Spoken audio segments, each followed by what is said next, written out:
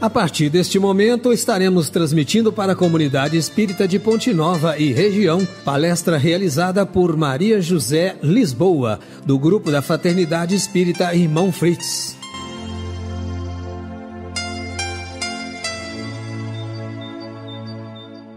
Boa noite, meus irmãos ouvintes. O tema que escolhemos para hoje refletirmos um pouco é uma bem-aventurança de Jesus. Bem-aventurados aqueles que são brandos e pacíficos. Em São Mateus, capítulo 5, versículo 5, está registrado: Bem-aventurados aqueles que são brandos, porque eles possuirão a terra. E em São Mateus, capítulo 5, versículo 9, Bem-aventurados os pacíficos, porque eles serão chamados filhos de Deus. Vamos então, nessa noite, refletir um pouco sobre esses dois versículos. Por que será que, tendo dito para renunciar aos bens deste mundo e prometendo-os do céu, agora Jesus diz que possuirão a terra?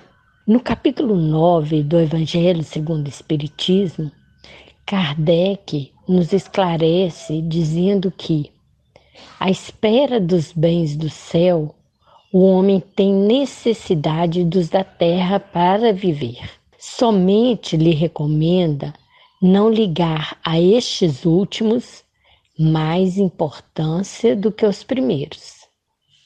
Aqui, Kardec quis dizer que enquanto estamos encarnados neste corpo material, precisamos da matéria. Já sabemos que tudo isso é transitório. O que permanece é o espírito. Vamos entender então o que fazer para não esquecer do essencial, desses valores espirituais. Chico Xavier fez um comentário muito rico a respeito desta explicação de Kardec. Diz ele, abre aspas, nós temos necessidade dos bens da terra para viver, não para brigar com os outros, estabelecer diferenças, criar esse mundo de angústia que nós mesmos buscamos para a nossa vida. Se usássemos os bens da terra para viver, para atender às nossas necessidades, sem nos preocuparmos com o vizinho, como seria bom? Geralmente, aquele que utiliza dos bens da terra para viver é respeitado pelo seu comportamento e se torna credor de assistência constante. Nós não devemos desperdiçar. Precisamos administrar bem o que já conseguimos. Viver dentro das nossas possibilidades, sem ambicionar a posição dos outros. Queremos possuir não só algo mas algo muito mais que os outros possuem. Queremos um estoque no campo dos bens terrestres. Quando os bens terrestres nos são emprestados para viver. Esta ânsia de querermos mais e mais nos faz cair em emoções violentas. Porque fomos prejudicados em 10, quando temos 900 oportunidades, esquecemos as bênçãos e fixamos a cabeça naquilo que não nos pertence. Essa insatisfação diante da vida, esse anseio de mais e mais, nos coloca à mercê de emoções muito fortes. Tudo que criamos para nós, que não temos necessidade, se transforma em angústia, em depressão. Vamos ao psiquiatra e são pílulas e mais pílulas. Fecha as aspas. Quantos ensinamentos e questionamentos essa fala de Chico Xavier traz para nós? Qual de nós se identificou em várias situações dessas? Vestimos aqui a carapuça por várias vezes, em várias ocasiões da nossa vida. Quando tudo na nossa vida está fluindo, está dando certo, está tranquilo. É fácil ser manso, ser pacífico. Mas quando tudo começa a desandar, vêm os desafios, as dificuldades, o calo no pé, aí sim percebemos que ainda estamos no caminho da conquista, da mansidão e da paz. Nesse momento é que descobrimos realmente como estamos e o que precisamos fazer para melhorar. O bom mesmo é sermos sempre gratos pelo que já conquistamos e deixar de lado as comparações. As necessidades de cada um são diferentes, porque somos diferentes. Por que será que Jesus disse que os pacíficos serão chamados filhos de Deus? Não somos todos filhos de Deus? Na verdade, eles são mais reconhecidos como filhos porque eles obedecem a uma lei de fraternidade, que é uma lei do Pai. Eles não são rebeldes, já foram. Esses pacíficos já trilharam esse caminho que nós estamos trilhando hoje. Ainda estamos rebeldes, uns mais, outros menos, naturalmente. Pacífico é aquele que está sempre procurando a paz. O manso e o pacífico é quem se alimenta de paz sempre. Ser brando e pacífico não quer dizer que devemos nos acomodar perante as coisas ruins. Brandura é ser doce, ser tolerante, é ter um olhar diferenciado para as dificuldades, para que delas possamos sair mais fortes. A maneira como encaramos a vida, as dificuldades, os desafios, faz toda a diferença. Como agir com brandura sem cair no comodismo? Como encontrar esse equilíbrio? Primeiramente, esse olhar doce deve ser voltado para nós mesmos. Ser gentil conosco mesmos, nos perdoar, nos amar. Aí saberemos de igual maneira ser com os outros. Para clarear, vamos dar um exemplo de agir com brandura e cair no comodismo. Vamos contar uma pequena historinha que muitos aqui já conhecem.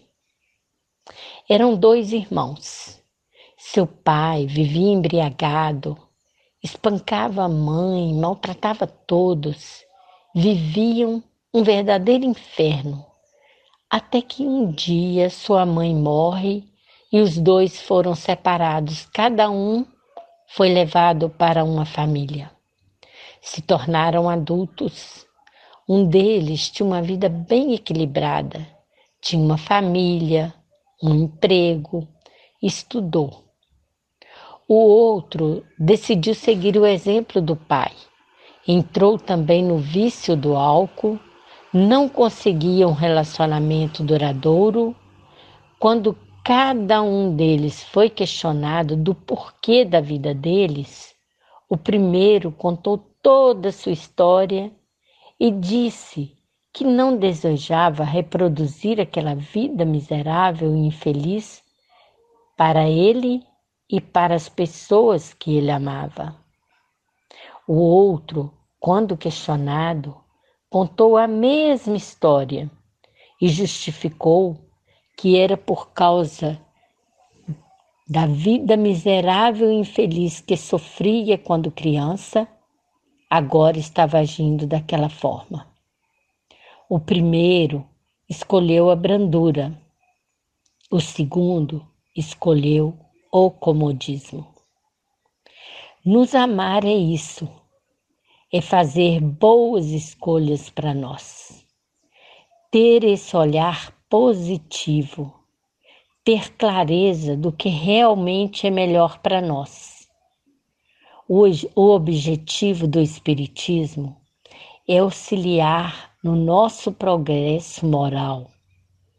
A doutrina espírita não retira problemas e dores do nosso caminho, mas explica o porquê das coisas e ensina-nos a ter discernimento.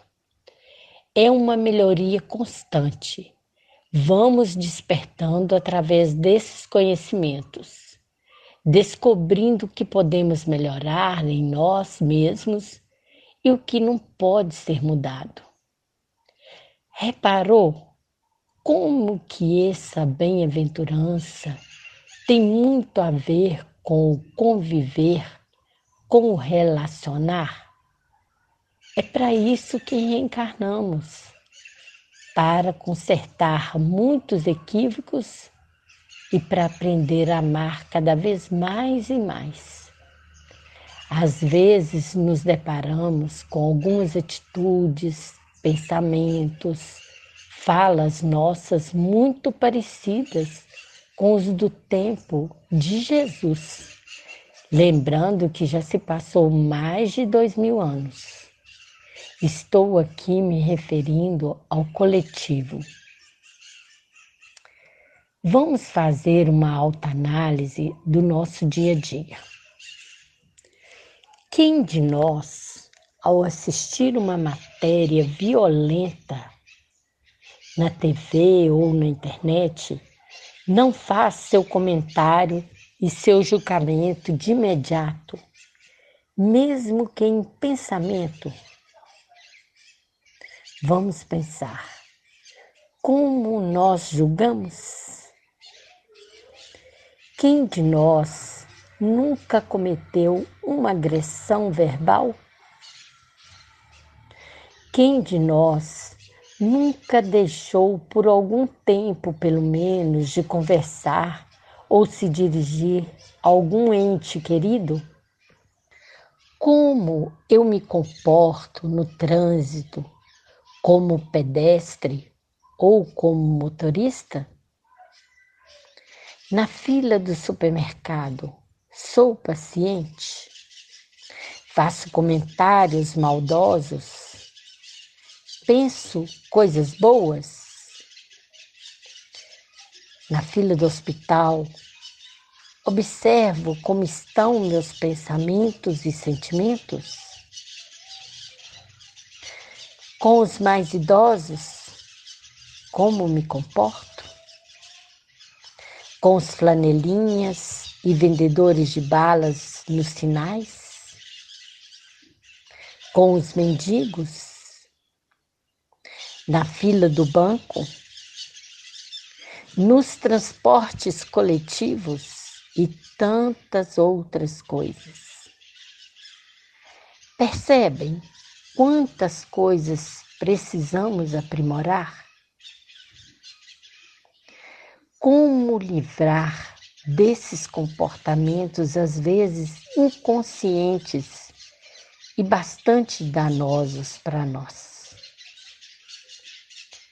A resposta está em nós, melhorando nossos pensamentos, nossos sentimentos, nossas ações, compreendendo que é possível conviver com todos, utilizando de delicadeza, da amabilidade, da compaixão. Aí então seremos realmente os bem-aventurados do Senhor. Na vida, onde a ação e reação é uma constante, esses excessos que cometemos voltam com a mesma intensidade para nós. Por isso, Jesus disse: vigiai e orai. Quem briga sempre perde. Se você está disputando algo, você já perdeu. perde a paz. A paz é uma semeadura. Haroldo Dutra Dias, um orador espírita, tem uma frase que eu gosto muito. Diz ele: o que uma voz com mansidão consegue, não tem nenhum grito que consiga. Deixa aquele ser amado chegar e dizer com meiguice: deixa isso para lá. E você deixa. Há criaturas que se alimentam do conflito. Precisa sempre estar discordando de tudo. É uma felicidade, uma alegria que ela sente em discordar. A abelha se nutre do néctar. O abutre se nutre da carniça. O ser humano se alimenta de emoções variadas da natureza. O manso e o pacífico é quem se alimenta de paz. Provavelmente, muitos vão nos hostilizar pela nossa maneira de viver. Entretanto, podemos viver sem guerrear com as pessoas. Pela mansidão, o homem conquista amizades na terra e bem-aventuranças no céu. A mansidão sempre triunfa nas lutas, vence as dificuldades e enfrenta os sacrifícios. Os mansos e os humildes de coração possuirão a terra porque se elevam na hierarquia espiritual e se constituem outros tantos defensores invisíveis do progresso de seus irmãos, guiando-lhes os passos nas veredas do amor e da ciência, nobres ideais que nos levam a Deus. No livro Vinha de Luz, tem uma leitura cujo título é Servicinhos. Emmanuel nos diz que muitos de nós nos queixamos das faltas de oportunidade nos serviços do mundo. E a maioria de nós esquecemos do valor dos pequenos trabalhos, como um gesto de boas maneiras. Bom dia, boa tarde, um sorriso fraterno e consolador, um copo de água puro, o silêncio ante o mal, que não comporta às vezes esclarecimento imediatos, um livro que se dá com amor, uma sentença carinhosa, o transporte de um fardo pequenino, a sugestão do bem, a tolerância de uma conversação fastidiosa, os favores gratuitos, a gentileza natural, constituem serviços de grande valor. Que importa a cegueira de quem recebe? Quantas vezes em outros tempos fomos nós, igualmente cegos e perversos, para com Cristo, que nos tem dispensado todos os favores grandes e pequenos. Sê benevolente, não menospreze os servicinhos úteis, neles repousa o bem-estar do caminho diário. E aí, para encerrar, nós deixamos uma frase de Jesus: a paz vos deixo, a minha paz vos dou, mas não como o mundo a dá. Que Jesus continue nos abençoando sempre. Termina aqui a palestra do Grupo da Fraternidade Espírita Irmão Fritz. Boa noite.